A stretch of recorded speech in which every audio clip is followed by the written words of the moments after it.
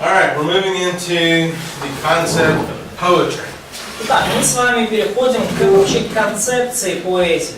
Now, one of the things that y'all mentioned is the language, the alliteration.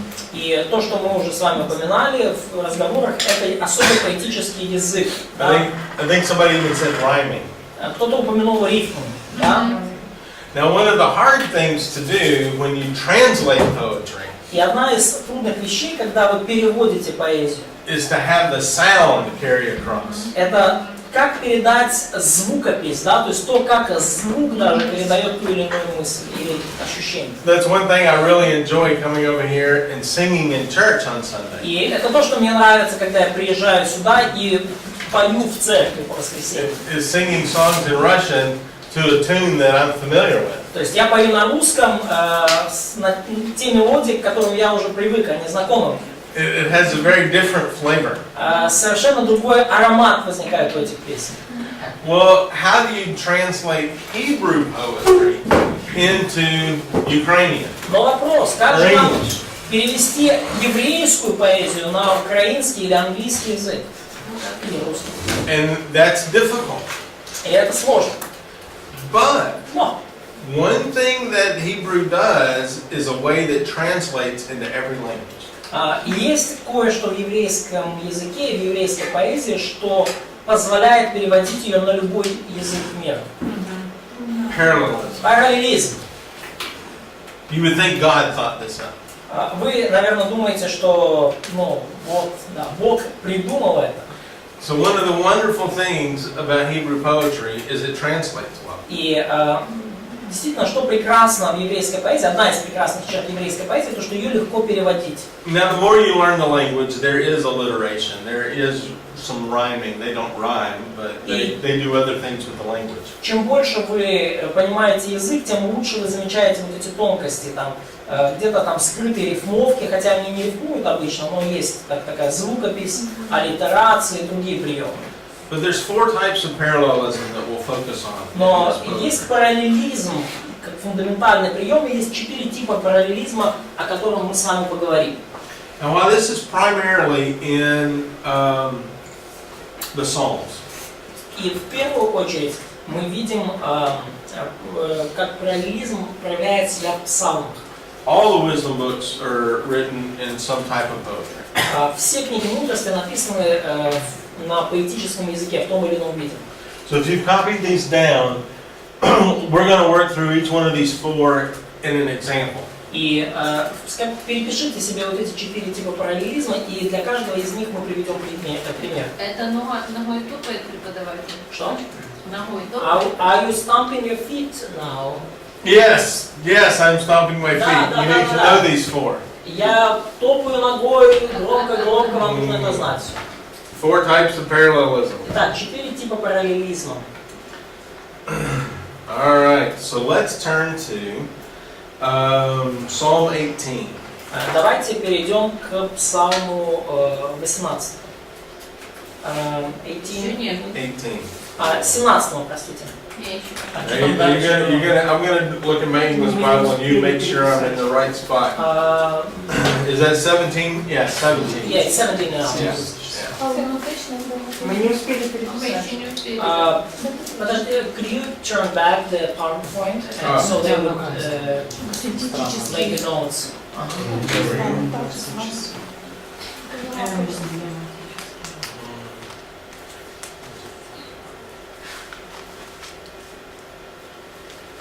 Я написал синоптический.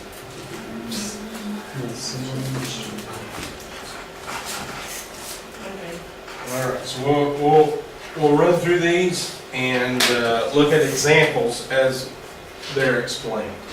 И мы рассмотрим их все и посмотрим примеры. Does that work? It doesn't really work. 17, да? All right.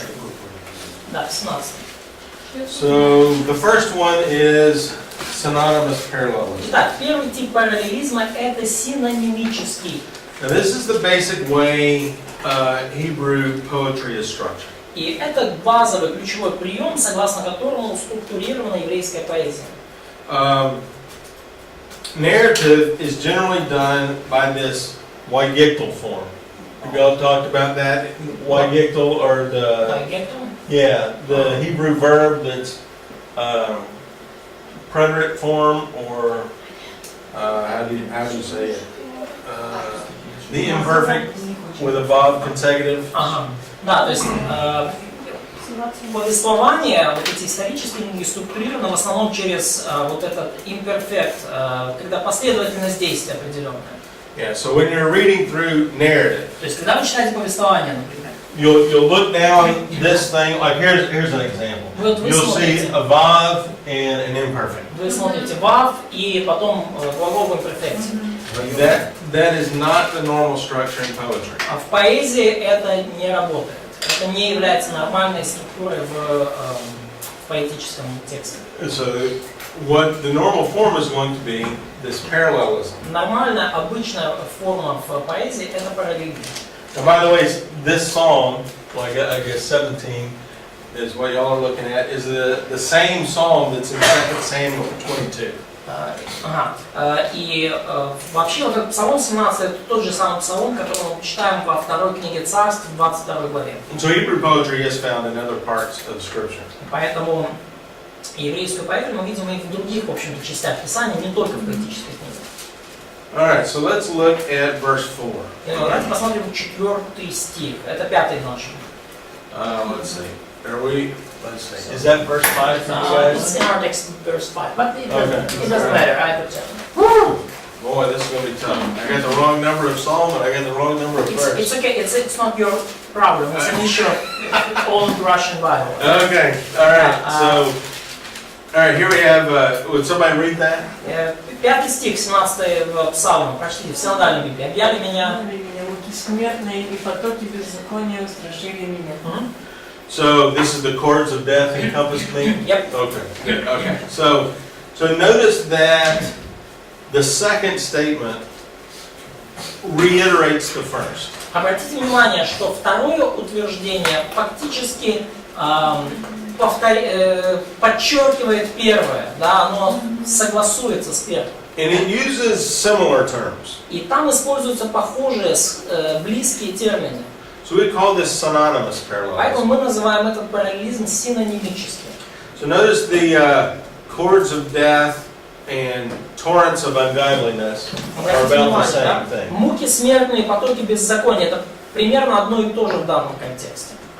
And then encompassed me is translated by terrified me. И потом объяли меня, то есть, ну и также идет в параллелизме с устрашили меня. And so you see, what this often does is your second line is going to explain what it means in the first line. И часто вы будете замечать, что вторая часть строчки, второе предложение объясняет значение первой. And one thing you'll notice is the second line may have unusual words. И что вы также заметите, что во второй строчке вот такого стиха с параллелизмом могут быть какие-то странные слова. And in fact, that's one way scholars learn to build the Hebrew dictionary. Вообще говоря, это тот способ, благодаря этому ученые в состоянии составить вот эти еврейские словари. Sometimes your most unusual words will be in a second line of poetry. Потому что очень часто вот эти самые необычные слова оказываются во второй строчке вот таких поэтических конструкций. And so that's how they learn what it means, is they look at the first line. И тогда получается понять, что это слово значит, потому что тогда вам надо просто посмотреть в первую строчку. So just behind the scenes, that's what's happening. Вот что происходит на заднем плане, как работает этот механизм. But also the second line has an intensification. Но также во второй строчке часто имеет место усиление, интенсификация. Now often you'll see that in a verb form. И часто вы видите это даже в форме глагола. In the sense that, for example, here's a good example. Ну, например, вот хороший пример. So this first verb here is a cal form, cal perfect. Да, первый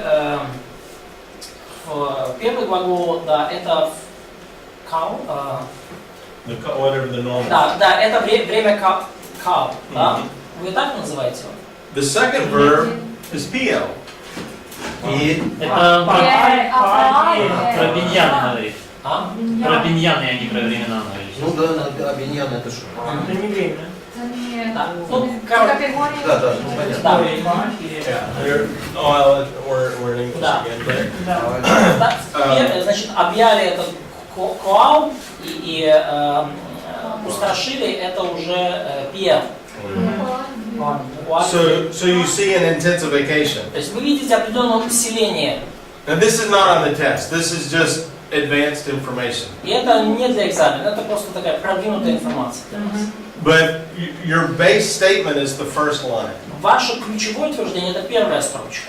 The second line is going to advance on the first line. А вторая строчка, она раскрывает, и она усиливает первую. And in synonymous parallelism, the advance is in the same direction. И в синонимическом параллелизме вторая строчка раскрывает ту же самую идею, то есть она в том же направлении развивается. But you'll notice verbs intensify, language changes a little И bit. вы заметите, что усиливается звучание глаголов, немножко меняются слова, которые используются. And the flip side of that would be antithetical parallelism. И оборотная сторона или противоположность этому это так называемый антитетический параллелизм. So an example would be verse Да, это 28. следующий вид параллелизма, это антитетический параллелизм. You save and afflicted people. Is that how this is? 28. 28, yes. You save. Да, Okay. да, да. 28 стих. Что? А вот само параллелизм, что это значит? Ну это какое-то свойство, это какое-то качество. Чего? So, could you explain what's a parallelism in general? Is? Okay. Parallelism is the words will match in some way. Параллелизм заключается в том, что слова как бы соответствуют друг другу тем или иным образом. They'll be the same structure. There'll be a subject and a verb and a description. Одна и та же структура, да, то есть глагол, ну, подлежащее, сказуемое и некое описательное слово. And in the synonymous, the subject will be the same. И в синонимическом параллелизме подлежащее будет одним и тем же. But it'll be described in two different ways that are very similar. Но будет описано двумя как бы некими словами, которые будут похожи по значению. And the action will be the same in a similar way. И described. действие также, то есть глагол или сказуемое будет то же самое, но с другой немножко стороны. Я понял, а я имею в виду, что это вид Это конструкция. конструкция текста, да? Конструкция Из двух текста. частей, две Я половины. понимаю. Я хочу немного конструкция текста. Конструкция поэтического текста. Да, базовая структура поэтического Let's текста. see if we can. Okay, so here in this verse, Например, здесь, в этом стихе. in the wait a second here. Yeah, let's just look at here at this verse in Hebrew. This Давайте verse посмотрим вот 27. этот стих на иврите, 27 стих. See, notice they both lines start with the same word. Обратите внимание, оба стиха начинаются с одного и того же слова в иврите. Стих And they both lines have 3 28. words. Ибо ты людей внутренних спасаешь, очень надменно уничижаешь. And both what? And so with the pure, you show yourself pure. С чистым ты поступаешь чисто, With the crooked, you show yourself whatever astute. а с лукавым, according to his Crooked, wickedness. yeah, you show yourself crooked. Да, а с лукавым лукав. So there's a parallelism. То есть есть параллелизм. God shows himself in a like manner as the person he's showing himself to. Да, и Бог являет себя с человеком в подобной манере, как сам себя человек показывает. Понятно мысль?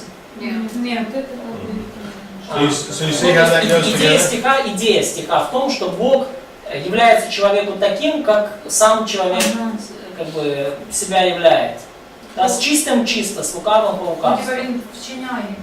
So he's acting, maybe not showing himself, but he's acting in the life of a person according alike or according to the person's behavior. To the person, exactly. Да, то есть Бог себя ведет в жизни человека согласно или подобно поведению самого человека. So now this would be a difficult verse if I asked you if this is synonymous or antithetical. И на самом деле это довольно сложный стих, если я вас спрошу, синонимический тут параллелизм или антитетический, вам будет трудно ответить. If you're thinking of God, it's synonymous. Поскольку если вы думаете о Боге, то это как синонимический. If you're thinking of the object, it's antithetical. Да, то есть, но если вы думаете как бы вообще о том, что говорится в каждой строчке, то вроде как есть противопоставление, антитетизм. But now you see how the poetry is getting you to think. Но вы видите теперь, как поэзия работает. Your mind wants to align both statements together in some way. Ваш разум хочет тем или иным образом связать эти два утверждения. Now look at the next verse. Посмотрите следующий стих. So verse 28 for you guys. Стих 28, да, в нашем синодальном тексте. You save an afflicted people, «Ибо ты людей угнетенных спасаешь, but haughty eyes you abase. а очи надменные унижаешь». So here we have God acts one way toward this people. И мы видим, что здесь Бог по одному поступает с одними людьми, God acts the opposite way toward the opposite people. и по-другому, противоположным образом с другими людьми. So this is antithetical. И вот это пример уже антитетического, не синонимического, антитетического параллелизма. Правильно ли я поняла, что в 27 и 28 это вот этот параллелизм, и 28 объясняет 27? Нет. Нет. Это, so could we say that in both cases we have parallelism, but could we say that verse 28 explains verse 27?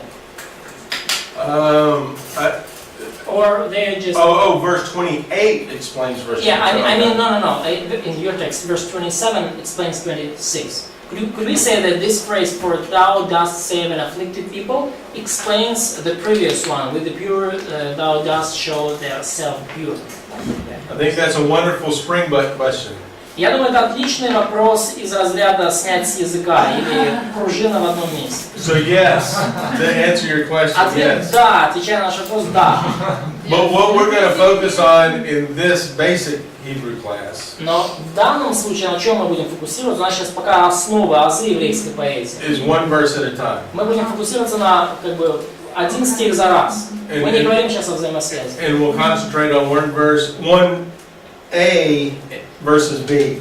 Да, и мы будем концентрироваться, да, мы не будем как бы говорить о взаимосвязи стихов между друг с другом, мы будем говорить о взаимосвязи двух строчек внутри одного стиха. Now you are correct. Вы правы, Лариса. Your next step as an Следующий ваш шаг exegete would be compare verses. в вашей экзегетике это сравнивать разные стихи. But the same thought process is going to go all the way through the poem. Но один и тот же как бы подход, да, к изложению мысли будет на протяжении всего этого псалма использоваться. And you'll be able to compare stanzas. И вы уже расширяя, вы сможете сравнивать между собой целые как бы стихотворные блоки, да, станции. And at the end of all of this, I'll show you some psalms that are parallel. И я даже, то есть мы говорим о параллели и в строчках, и в стихах, и в станциях. И я даже в конце покажу вам, как псалмы многие параллельны друг другу, целые блоки. But this is the way you want to think in Hebrew poetry. Но именно так вам стоит мыслить о еврейской поэзии. Yes, excellent question. Excellent question. Великолепный вопрос. Отличный вопрос. All right, so we have synonymous and antithetical. Итак, That's your basic. синонимический и антитетический параллелизм. Это самые ключевые типы параллелизма. Now we have this synthetic parallelism. Следующий вид параллелизма это так называемый синтетический. And this is also called progressive. Также он называется прогрессивный. And so sometimes that second line И порой бывает так, что вот эта вторая строчка is going to describe an action that follows. описывает некое действие, которое последующее, да, которое идет вслед за тем, что в первом. It may follow chronologically. Может быть, в хронологическом порядке следует, It may follow logically. или логически. Есть некая последовательность мыслей между первой и второй. So if you look at verse 4, Например, посмотрите 4 стих. I call upon the Lord who is worthy to be praised, Сейчас. Возвал я. and I am saved from my enemies. Призову достопоклоняемого Господа, и от врагов моих спасусь.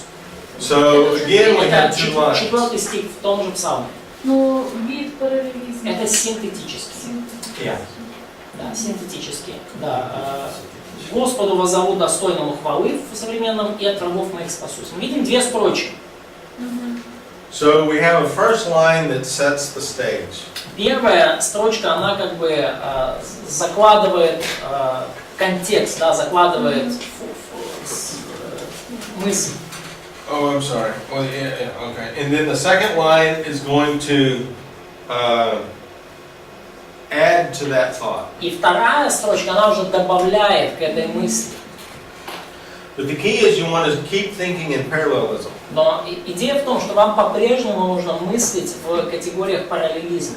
These two lines are related. Две эти строчки связаны между собой. So in other words, God is not just saving you from your enemies. То есть, иными словами, Бог не просто спасает вас от ваших врагов с бухты Барах. Saving from the enemies is a result of Him calling on the Lord. Спасение от Господа – это результат того, что автор перед тем воззвал к Господу достойному хвалы. So Christians will do this a lot. They'll just quote verses out of context. Христиане постоянно этим занимаются. Они просто цитируют стихи, вырванные из контекста. And I have a friend that had a favorite verse. И у меня есть друг, у которого есть любимый стих. Well, I looked at that verse, and he didn't quote the second half of the verse. Да, и я посмотрел на этот стих его любимый, и я заметил, что он не процитировал вторую часть. I think it was the Chronicles one. If you call upon my name, I will save you. Да, ну это было что-то в таком духе, что типа воззови ко мне, и я спасу тебя. But the rest of the verse is, you didn't call on my name, so I'm destroying you. Но вторая часть стиха была, а поскольку не взывали к моему имени, то я уничтожил вас. Well, he doesn't quote the whole verse. Он не цитировал весь стих почему-то. He likes the favorite part. Ему нравилась та первая часть. So don't quote, I am saved from my enemies. Поэтому не цитируйте просто «от врагов моих спасусь». The parallelism here puts them together. Параллелизм в данном случае объединяет две эти мысли. Okay, so let me back up one thing. We're on this third outline point, which is synthetic parallelism. Вернусь немножко назад. Значит, мы сейчас с вами на третьем пункте нашего плана – синтетический параллелизм. There's an A, B, and a C to that. There's three types. Да, и есть три типа синтетического параллелизма. Question from Василий. Что получается, первая часть без второй не является действительной, что ли? So could we say that second part is not valid without the first part? Yes. Да. Da. То есть нельзя утверждать. So like when we are interpreting and we are making like statements out of that, we cannot Не, ну, например, throw this verse apart. Например, я могу призвать достопоклоняемого Господа. Могу, первая часть, значит, она тоже истина. Но идея в том, что вы не можете делать утверждение на основании данного стиха, не беря весь стих. То есть вы не можете разорвать стих на части и делать какие-то утверждения на основе частей. Вам нужно параллелизм подразумевать, что два этих утверждения взаимосвязаны. So as we're developing our understanding, То есть когда мы развиваем наше понимание, we want to think in pairs. мы хотим мыслить об вот этих утверждениях парами. Параллелизм. Да? Да, мы с Тамарой ходим парами. All right. So this broad category is synthetic parallelism. Итак, вот это вот довольно обширная категория, говорящая о синтетическом параллелизме. One type of that is progressive. И один из типов такого параллелизма синтетического – это прогрессивный. So this is an example of where it advances, it progresses. Вот это пример такого прогрессирования, да, то есть когда есть некое развитие событий. Да, прогрессивный параллелизм подразумевает развитие событий. A second type of synthetic parallelism Второй тип синтетического параллелизма is specifying parallelism. это конкретизация, конкретизирующий параллелизм. And this would be an example. Вот будет пример. 48. Стих 40. He delivers me, yes? The God who executes vengeance for me Ага. 48 стих. Бог, мстящий за меня и покоряющий мне народы. and subdues me. So The second 17:48. line specifies how the general statement is realized.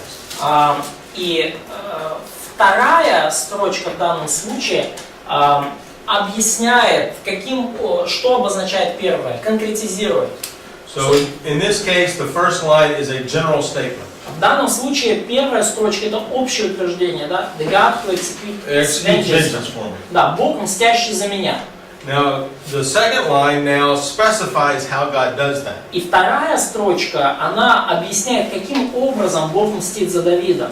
And that's through subduing people under me. Он мстит за меня тем, что покоряет мне народы. This is probably, I think this is David speaking. Я думаю, что здесь Давид говорит. Probably verse 49 is also the Yeah. continuous. Yeah. В стихе 49 продолжается. Да. Да. Избавляет меня от Verse врагов. 39. He delivers me from my enemies. Could we say that it's the same thought? Deliver me from my enemies. Where are we at? Verse 48. Could we Oh, say 48. he continues the same, Oh, continues to. continues specifying.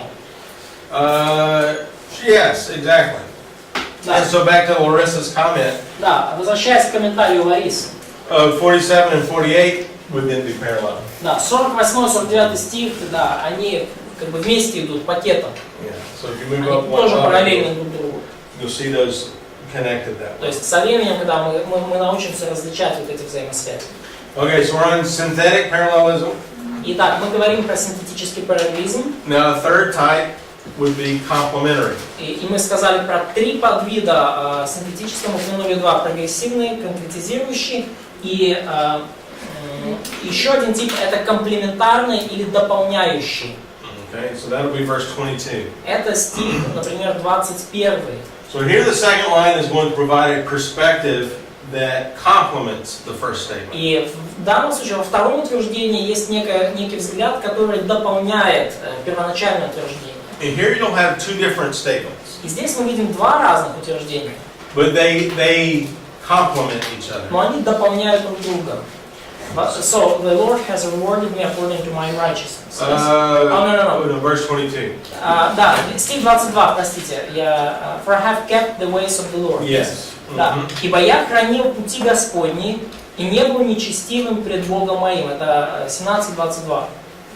And so you see that that's not exactly synonymous. То есть мы видим, что это не синонимы в полном смысле слова. One is keeping and one is not departing. То есть,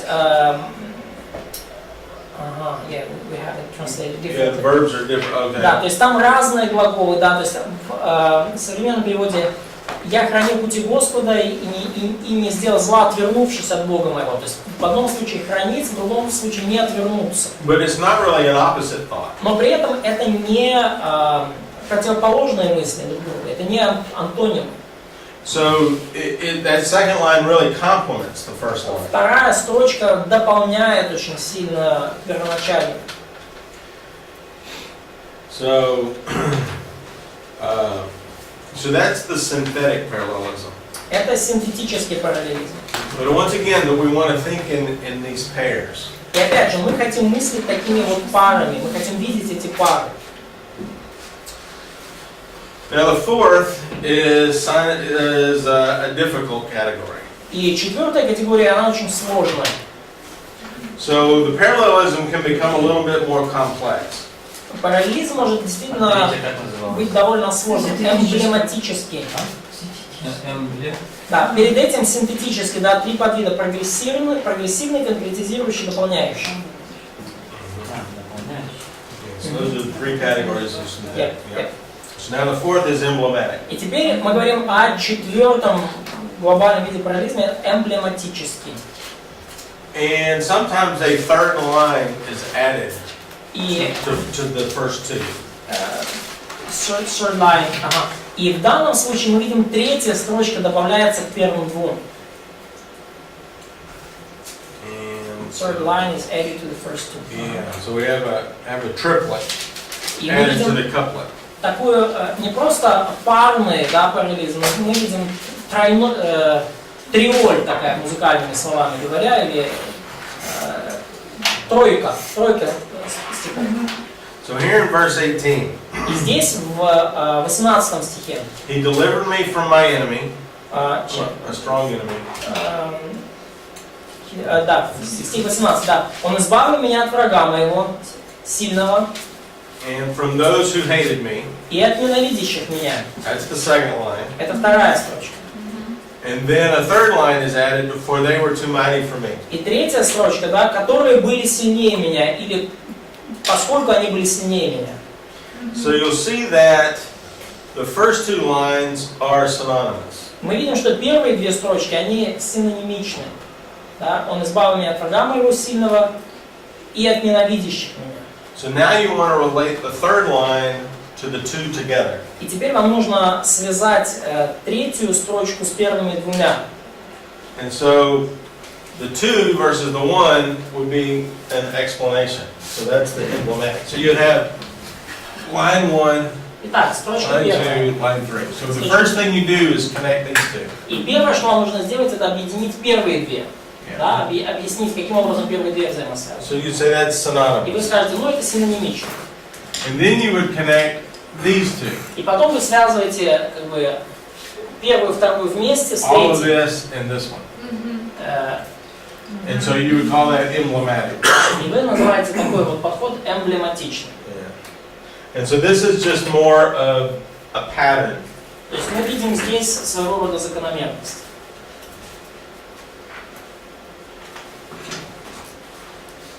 So that third line gives an explanation. И таким образом третья строчка дает своего рода объяснение. Да, question, Алекс, Алекс. Ну, первое, это избавил меня от врага моего сильного, и вторая от ненавидящих меня. Они вместе связаны. So second line, and from those who hated me, and basically the verb is like he delivered me. Could we say that this? Correct, in the second line, yes. Да, во второй строчке подразумевается сказуемое избавил меня. And this is another characteristic of poetry, is many of the verbs will drop out in the second line. И это еще одна из характеристик поэзии. Многие глаголы или сказуемые, они как бы во второй строчке могут выпадать, то есть они подразумеваются в скобках. Because А еще, третье, So the third one, это которые были сильнее меня. В том тексте, который, допустим, у преподавателя, поскольку они были сильнее меня. это описывает первые две строчки. So the third line, in your understanding, it describes first two, like they were stronger than me. correct. So Or- these two go together, and then this gives a reason to describe this. Да, то есть первые две идут одним пакетом, да, а третья указывает причину, да, почему автор нуждался в Божьем избавлении, да, потому что они были сильнее.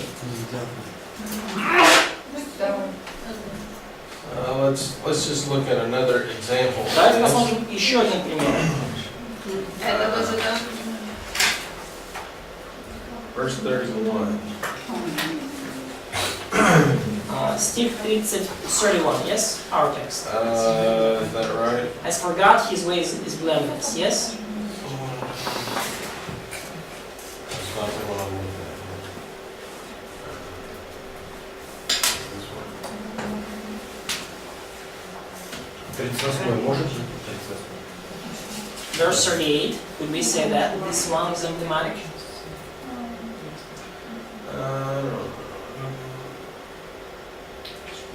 Yes, there we go. Yeah, very good. So that's really 3 lines there. Да, вот здесь в 38, например, реально 3 строчки. I pursued them and overtook them. Я преследую врагов моих и настигаю. I did not turn back. И не возвращаюсь, вторая строчка. Those two are parallel. Эти две параллельные. Until they were consumed describes the extent of the pursuit. И доколе не истреблю, оно показывает, насколько далеко готов был преследовать Давид. И So насколько... that would have the same pattern. То есть это та же самая. То есть, so like the third line gives like additional like 3D view on first two. Yes, yes. Да, то есть третья строчка дает своего рода трехмерную картину, да, того, что в первых двух. И у нас первая буква это антитетический, правильно? Could we say that first two lines in this example, verse 38, so 7 in your text are antithetical? So I did not turn back. No, I would say they're synonymous, because Yeah, that says the same thing. Yeah, I pursued them and returned, and I did not You're turn not back. That says the same thing. Это синонимично, да, то есть говорится об одном и том же, да, я преследовал, и я не возвращался. То есть, Yeah, so here's another one, verse 31.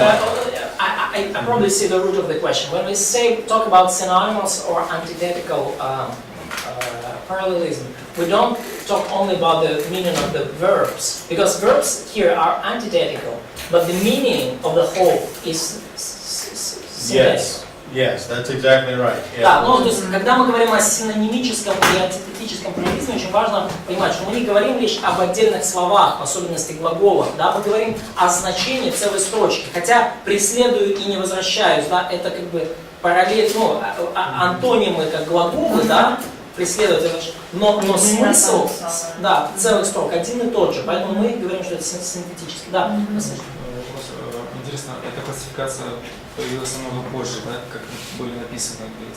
So when this classification came to exist, probably long after these words had been written.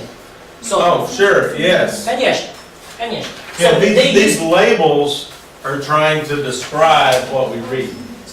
Вот этими терминами, вот этой классификацией мы пытаемся объяснить просто то, что мы читаем. So these writers, they were just writing the way they were thinking, basically. Well, that's Did they an have some interesting thing. school? Did they have some? That's an interesting question. Ну, интересный вопрос, да, писали ли авторы, зная о таких приемах, то есть писали ли они просто вот потому что так писалось, или у них была какая-то школа письма именно таким образом? We'll talk about Psalms in a little bit. Мы поговорим немножко о псалмах. And the first book of Psalms is Davidic Psalms. И первая книга псалмов — это псалмы Давида.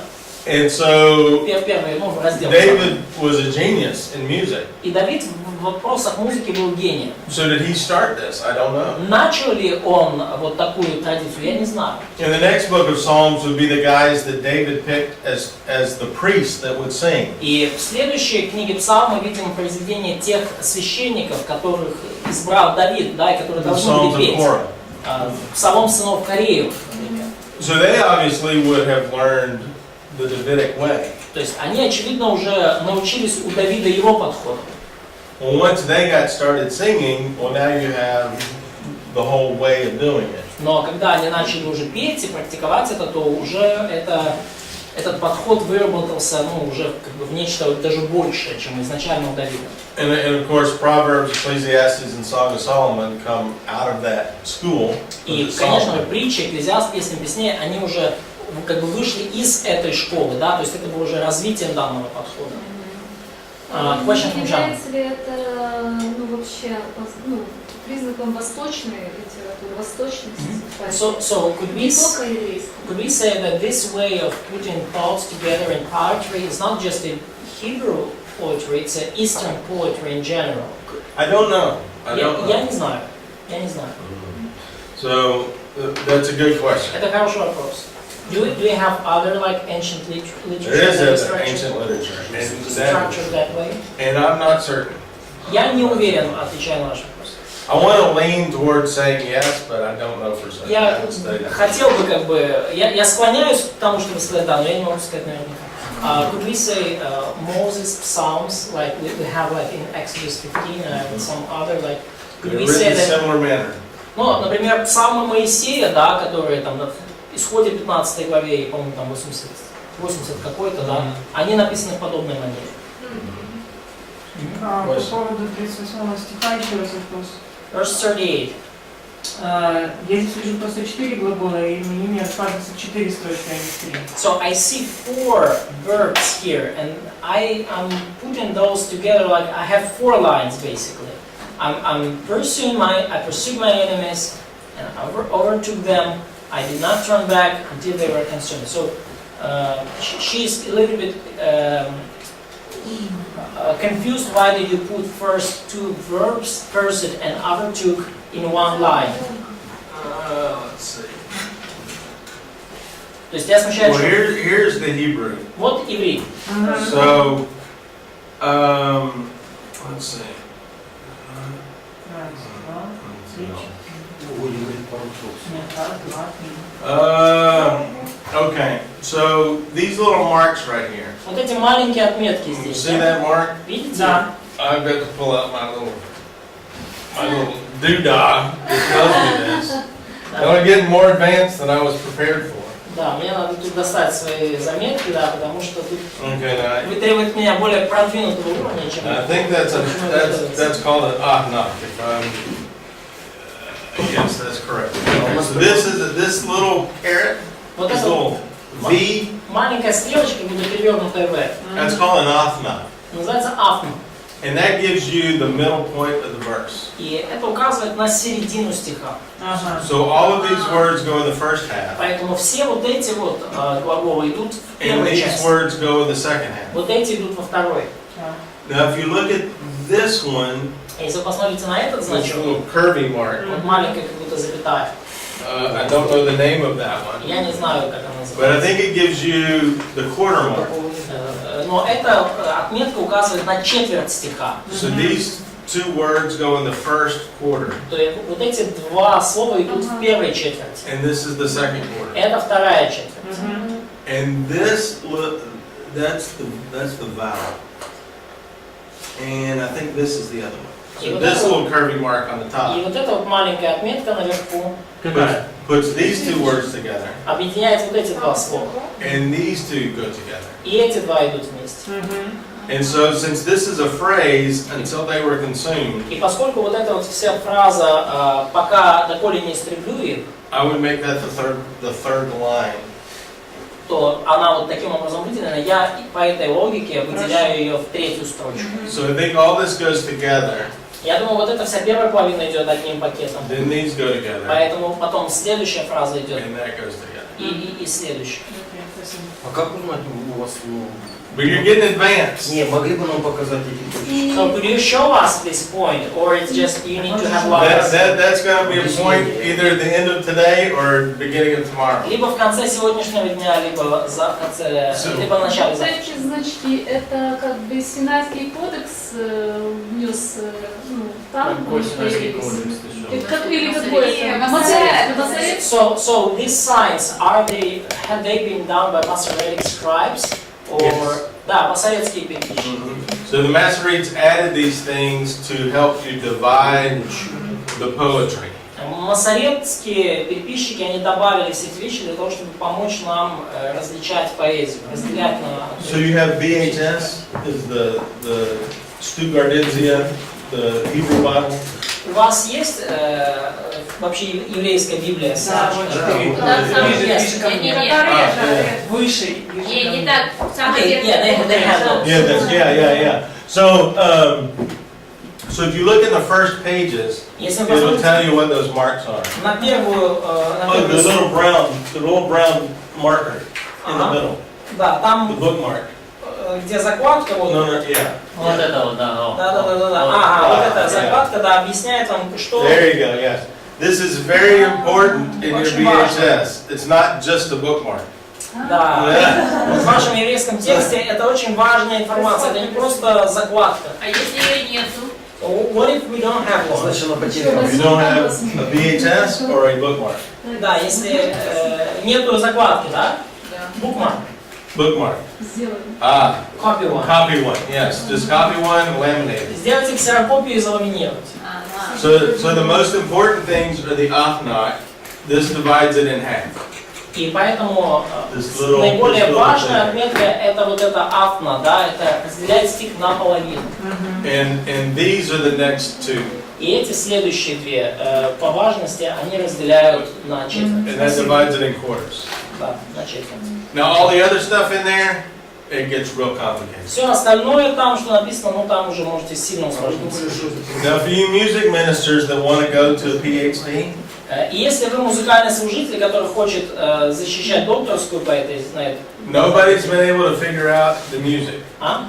Nobody has been able to figure Я out вам the сразу music. говорю, никто пока еще не разобрался в том, на какую музыку все это ложилось. And one thought is these little marks tell you how to sing it. И одна из идей на этот счет говорит о том, что вот эти маленькие отметки указывали на то, как вам это петь. And if you can figure that out, you'll be awesome. И если вы разберетесь, как это петь, вы будете просто великолепны. Это будет...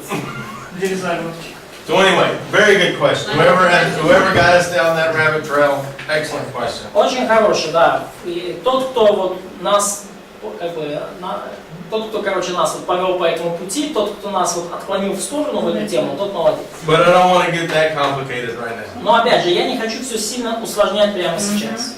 So what we want to do for tonight's homework. Что я хочу, чтобы вы сделали вечером в качестве домашней работы? Oh my goodness, which one did I pick? I think it's Psalm. Well, let me be quiet. So I know.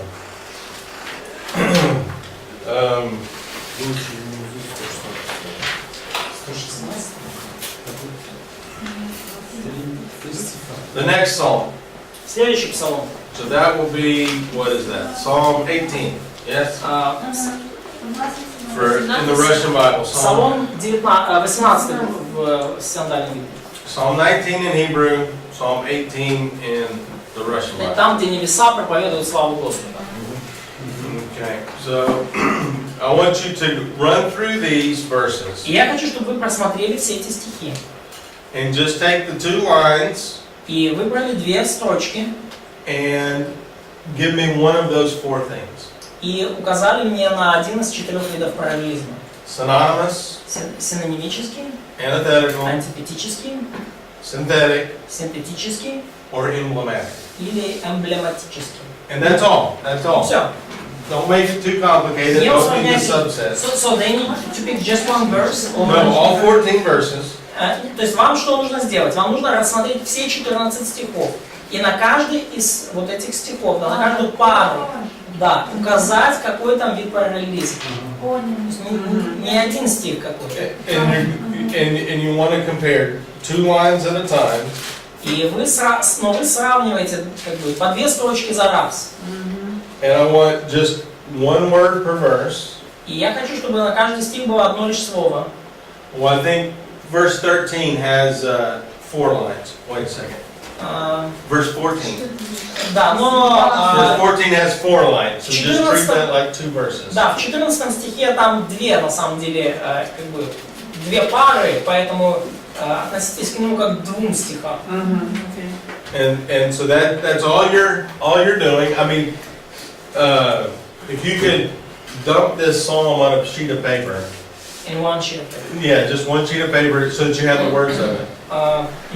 And underline parallel words. Да, поэтому я хочу, чтобы вы распечатали это все на одном листе бумаги и подчеркнули параллельные слова.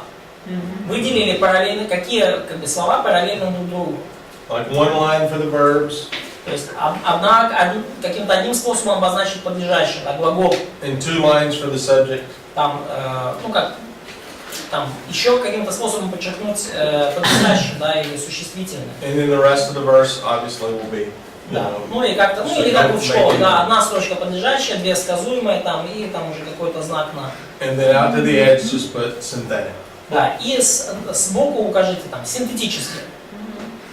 Понятно задание? Сделать для вас сейчас быстренько, ну, бланк, да?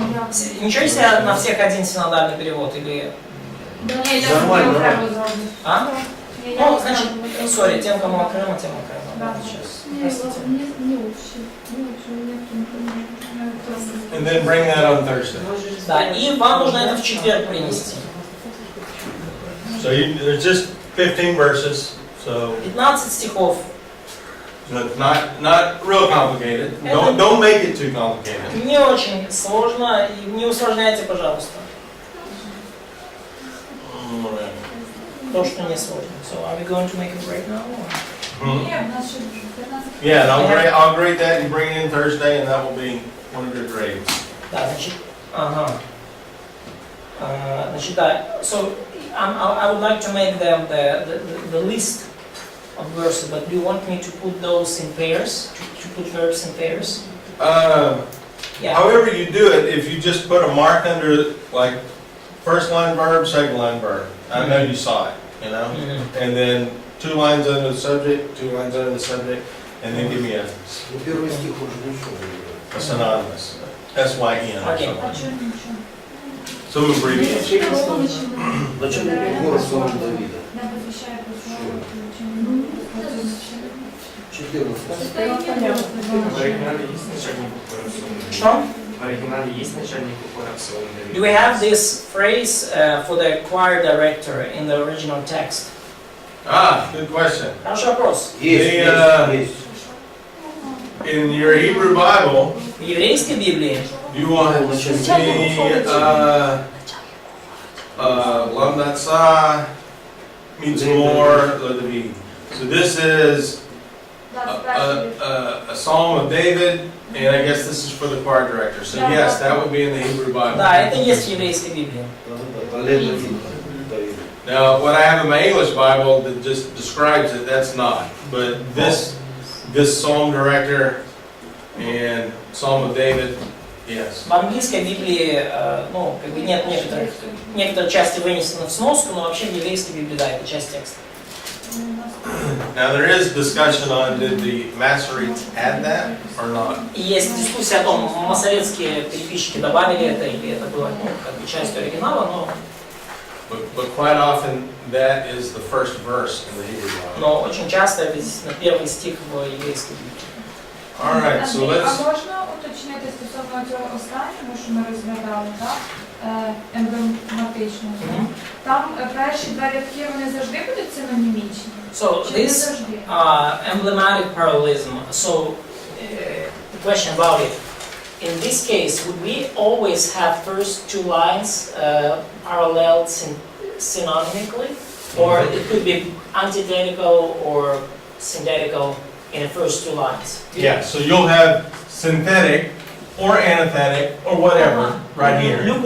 Любой вид параллелизма может быть в первой двух строчках. And then this thought, and this is going to be a combined thought. И вот это будет единая как бы мысль, да, объединенная. Then you want to compare that thought to this last И line. потом она будет сопоставлена автором с третьей строчкой. And usually this is not going to be saying the same thing 3 times. И обычно не будет говориться одно и то же 3 раза. This you're going to add something to it. Да. Or it may just be a formality to keep it in the function of poetry.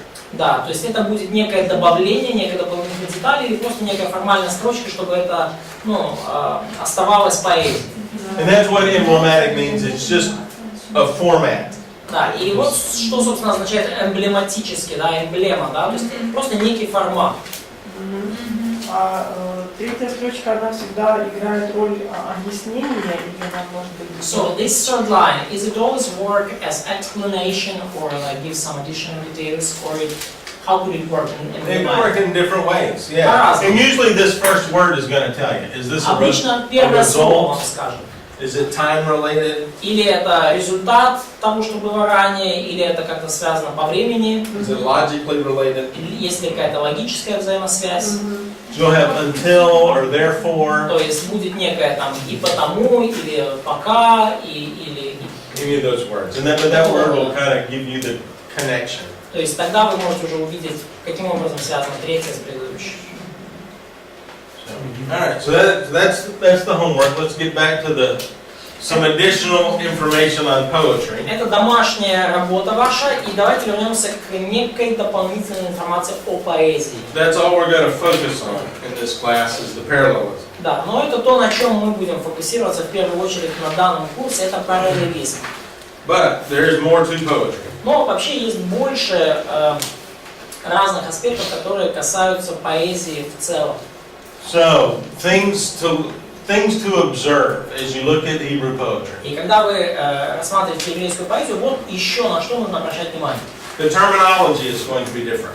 Терминология, термины будут отличаться от обычных. So, in poetry, is this going to be routine sentence structure or non-routine? Скажите, вот в поэзии структура предложения будет обычной, то есть как в повседневной речи, это будет, или это будет нечто необычное? Right. And so your sentence structure is going to be a little different. Структура предложения будет отличаться от обычного повествования. Normal Hebrew word order is verb, subject, object.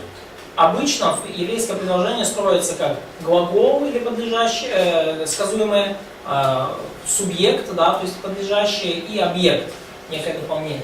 So as you read Hebrew narrative, you're going to have a vav and a verb. То есть еврейское представление обычно как вав, потом глагол, And then the subject. потом субъект, да, то есть существительное. And then you'll have whatever the preterite of the sentence is. И потом некое дополнение, да, то есть некое уточнение. In poetry, it's not always that way. В поэзии не всегда так работает четко.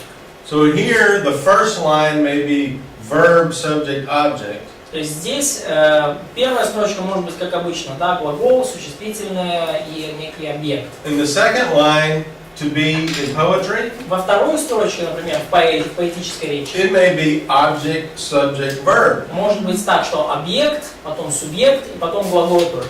You know, so just on the page, and I'm going to do it from the Hebrew way. You have verb, На странице, subject, да, object.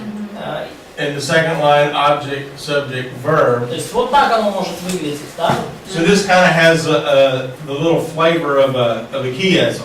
То есть, и видите, обратная структура, которая несет уже сама в себе некий аромат хиазма, да? Попахивает хиазмом. And so a lot of this is for sound.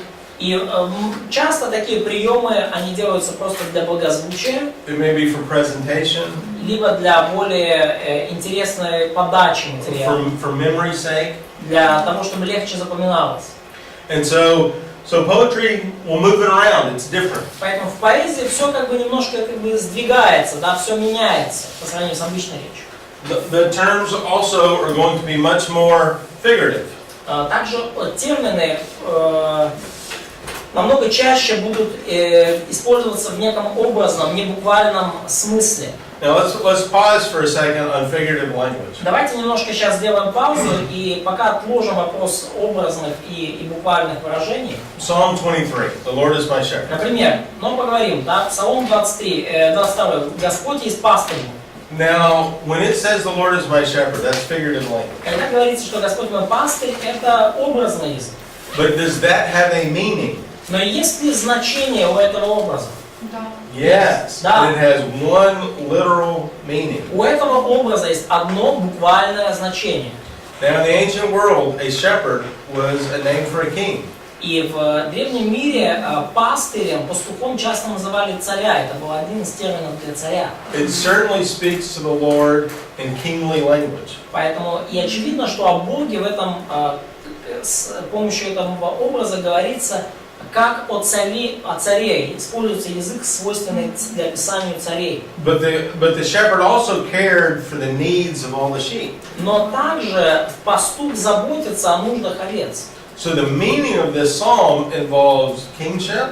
И поэтому значение псалма с одной стороны указывает на царство Бога, It involves provision. а с другой стороны указывает на его обеспечение, It involves protection from enemies. защиту от врагов. So all of those are the meaning of that psalm. Все это входит в значение данного псалма. It's not an allegory. Это не аллегория, It's a metaphor. это метафора. And so the more you know about shepherding, the more you know about sheep, И чем больше вы знаете о том, как пасутся овцы, об овцах, the more you're going to understand this relationship with your Lord. тем лучше вы начнете понимать ваши взаимоотношения с Господом через призму этого псалма.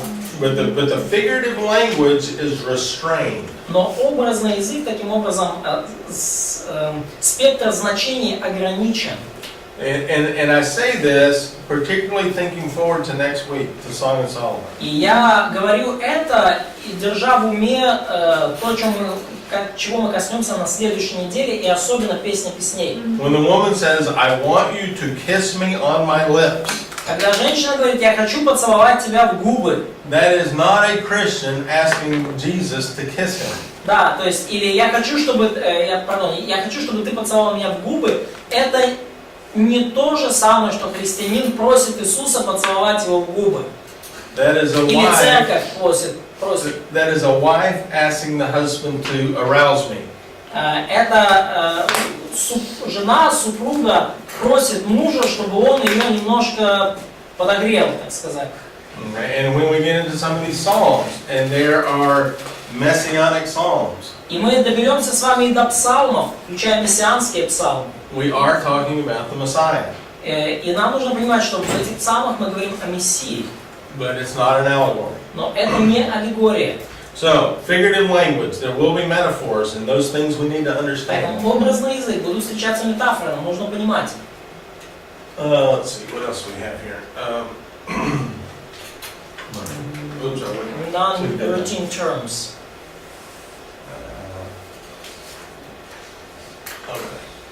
There we go. There we go. Non-routine terms. Необычные термины, необычные слова. So one thing we want to look at is that recurring words? Yep. Okay. So words that are repeated are obviously going to be important. На что нам нужно обращать внимание? Первое, повторяющиеся слова. Очевидно, что они будут иметь особую значимость. In the next hour, we're going to look at the Hallelujah Psalms. На следующем часу мы с вами рассмотрим псалмы хвалы, да, псалмы аллилуйя. Well, Hallelujah is going to start off the first 8 lines of the psalm. Где слово аллилуйя, со слова аллилуйя начинаются первые 8 строчек псалма. That's probably an important word. И, скорее всего, это слово важно. Таким образом. We've got 2 things going on here at the same time. There we go. All right, so now unusual words. Далее, необычные слова. Unusual words are going to be important. Необычные слова также будут значимы. In poetry, is going to have difficult words. В поэзии также будут встречаться трудные слова. And as I hinted at before, poetry is where you're going to have a lot of those one-time usage words. И, как я уже упоминал, именно в поэтических книгах есть большое количество редких слов, которые порой встречаются лишь один раз. And those that are big on grammar, this is where you're going to find the definition. Is in poetry. Именно те из вас, кто, так сказать, серьезно интересуется грамматикой, именно в поэзии вы находите значение данных редких слов. Main verbs and main nouns are very important. Главные существительные или подлежащие. And so that's what you want to zero in on the poetry. Is what's the main verb of Вот this? именно с этого вы хотите начинать, исследуя поэзию. Какой основной глагол, какой сказуемый? And often the second line will Или какой основной существительный? drop the verb. И порой, например, во второй строчке, если вы видите правильные строчки, как мы уже видели, пропускается сказуемое. То есть сказуемое как бы подразумевается. And then back to the concept of metaphors. Возвращаясь к концепции метафор. We want to restrain the meaning of the metaphor to what the author intended. Мы должны ограничить, очертить значение метафоры вплоть до тех пределов, которые задумал автор. When David is speaking, what does King David mean when he uses this metaphor? Когда Давид что-то говорит, что-то пишет, какое значение царь Давид вкладывает вот в эту метафору, в эту фразу? Let's see. And so I just want to stomp my foot on that, not necessarily for the text, but just for your own Да, я хочу здесь постучать ногой. exegesis. Это может быть не настолько даже к экзамену, сколько к вашей личной экзегетике каких текстов. And so poetry is going to have different morphology, different syntax. Поэтому в поэзии также у нас будет другая, особенная морфология и другой синтаксис. And that's one thing that makes poetry difficult too. И это усложняет понимание поэзии порой. And so, as you're reading it, hopefully you have a good translation. И когда вы читаете поэтические тексты, я надеюсь, что у вас под рукой есть хороший перевод. But one thing, particularly in Proverbs, Но одна вещь, особенно в притчах, важная. the syntax will be written in a certain way as to there could be 2 ways of reading it. Синтакс предложения синтаксически будут устроены таким образом, что прочитать можно будет двояко. Let's see. What's the raise up a child verse? Does anybody know that offhand? Raise up the child? Yeah, raise a child in the way he should go, and he'll never depart. Да, I cannot say offhand, but let me check. Переведи, пожалуйста. Он вспоминает, какой там стих: «Наставь юношу с раннего возраста, чтобы он...» Да. 15. Что еще раз? 15:4. 15:4, they say. Proverbs 15:4. 22:6. 22:6. 22:6, I think that's right. That's Да, я думаю, что да. Yeah, there we go, 22:6. Да, All right. 22:6. Now look at this verse. Смотрите на этот стих. Train up a child in the way he should go. Even when he is old, he will not depart from it. Да, притча 22:6. Наставь юношу при начале пути его, он не уклонится от него, когда и состарится. Who is he? The Кто? way he should go. I mean, Who is he? кто в этом случае он? I think trying up child in the way he. Это юноша. Только Who? There's two choices. Ага. And you can read this verse two different ways. Вообще есть два варианта, как читать. What's the way most Christian parents think that he should go? I mean, okay. Привчай юнака до дороги його. Вот это його, да? К чему относится? Есть два варианта, можно прочитать. Maybe that's the. Wait, let me see. We have issue What with is the translation better? here. No. Oh, I'm sorry.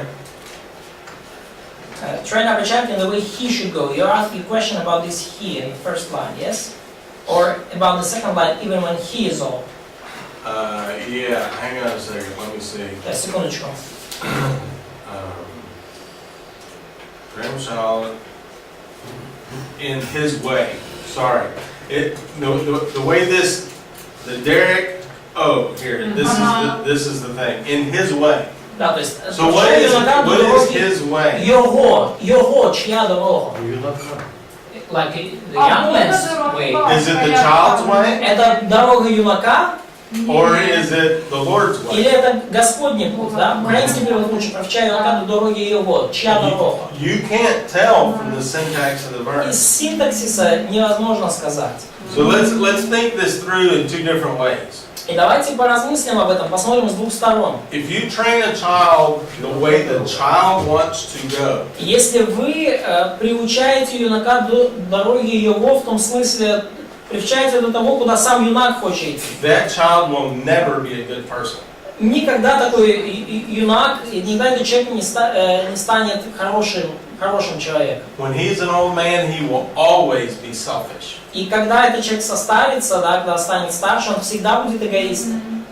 Now let's translate it this way. Но давайте переведем так. If you train the child in God's way, Если вы наставили юношу, да, привчили юнака до Божией дороги, then when he's old, he will be a godly person. то тогда, когда вырастет, да, он не уступится с этой дорогой, он будет благочестивым человеком. Do you see the two different ways? Видите два варианта? I think that's intentional. Я думаю, что это двузначно здесь намеренное. Now the problem is your translation is not going to have both meanings. И проблема в том, что при переводе, как бы вам переводчик, скорее всего, не оставит этой двузначности. But this is part of the unusual syntax of poetry. Но вот это вот опять же говорится о необычном синтаксисе в поэзии. Poetry makes you think. Поэзия заставляет вас думать. Because you can read this line two different ways. Поскольку эту строчку можно прочесть двумя способами. And by the way, this verse is very important for parents because if you let the child run the house, И, кстати, этот стих очень важен для родителей, потому что если вы позволите ребенку править в доме, this verse says he will always be a child. то этот стих говорит, что этот ребенок так навсегда и останется ребенком. That's scary. Это страшно. Anyway, but the point of what we were saying about poetry is the syntax can be a little different than normal. Но что мы хотим сказать вообще о поэзии? Синтаксис может отличаться от обычного. Да, вот. А слово «наставь» у еврейских язык повеление. So, this word train, is it like a command in Hebrew? We said that this is imperative. Yes, that's an imperative. Да, это повеление. Просто я не можу понять, хіба може в книгі притчі бути повеління наставити юношу, типа в дорозі юноші. So, logically, how could it be that you are commanded to train child in his own ways. So how could it logically fit? Good question. Хороший вопрос. This is something I see all the time in the store in the United States. Это нечто, что я постоянно наблюдаю в магазинах Соединенных Штатов. I'm in the checkout line. То есть едет там родитель там. And the child over here is screaming, I want candy, I want За candy. спиной орёт ребенок, конфету хочу. So the parent grabs the candy bar and gives it to the child. Родитель берет конфеты и дает ребенку. Now when I am at work and I am angry, И когда я на работе, когда я в гневе, does my boss give me candy or whatever I want? мой начальник дает мне конфеты или то, что я хочу в этот момент? Not usually. Обычно такого не бывает. But that parent trained that child to scream when they want candy. Родитель наставляет, учит своего ребенка орать и гневаться, если он хочет конфеты. What happens next week when the child goes to the store? Что случится на следующей неделе, когда ребенок пойдет в магазин? If he wants candy, what does he do? Если он захочет конфет, что он будет делать? He screams. Орать будет. He screams because that's how he gets candy. Он орет, потому что понимает, что так он и получает конфеты. So the parent actively trained the child to be angry or demanding or whatever when they want something. Потому родитель активно наставляет, он учит ребенка орать, требовать, вопить и так далее. So it's very scary having children. Очень пугает это, особенно если у вас есть дети. Anyway, all right. Это только к детям относится. More questions? It's Yes. not only about kids, adults could fit into. Well, this is the thing. Adults act like children. Да, ну и в этом и суть, да, что взрослые ведут себя так, как дети.